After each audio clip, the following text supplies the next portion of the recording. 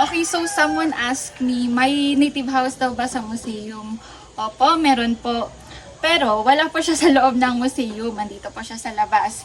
And as you can see at my back po, this is our original native house. Gawa siya sa Kogun, sa wood. Walang nagamit na pako and anything. It's very natural from the nature po. And dahil hindi ko po alam yung parts ng native houses. Taga dito ako pero hindi ko alam yung mga parts. So may kasama po tayo dito na may alam. Okay, so ito po si Mang Jose. So ano pong tawag natin dito? Tete.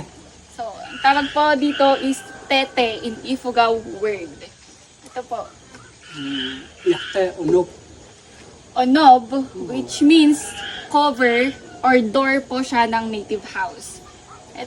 Ba't may ganito po? Ano to? Yakte ng lipong. Ito, tawag dyan ripong. Ripong is an Ifugao word. Bakit po may ganyan? Usay na. At humliak ng tensyo. Anong kanso? Hello. Narinig na yon basta ganun. Okay, so, tas meron din tayong may apat na, anong tawag dito? Tuod. Oo, tuod. Tama, may apat siyang tuod. To hold the house. dito po, anong tawag dito, Uncle? Ano yung pangalan te? Ako kung. Kogun. Kulun. Kulon yung ginamit sa bubong. Ayun. Matibay ito kahit may bagyo. Hindi siya mahirap masira. Pinagunan, wadak yung patik siya. Nung pisaw din bakit ako kung. Yung paggawa nila is may tawag dito, stick. Stick muna bago ipatong yung kogun. Para hawakan nung stick yung kogun.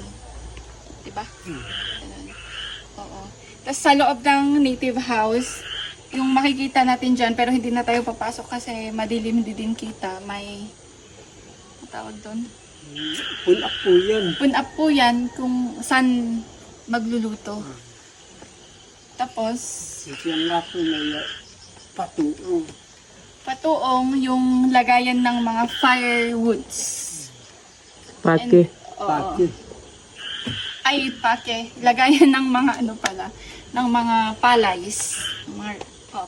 Kung tatanungin nyo kung bakit may mga ganito, it symbolizes na mayaman po yung may-ari. Mayaman po yung may-ari kaya mga ganitong designs. And then, yung nasabi ko sa museum na Hagabi chair, dapat meron din sana dito. It symbolizes rich people po, yung mga may-ari. Ganon. Diba? Tama? Tama. yun lang naman. So, kung gusto nyong mag-visit dito sa Banawi Heritage Hotel and Museum, we are open every day naman po. You come visit anytime. Madami pa kaming attractions dito. And, ayun.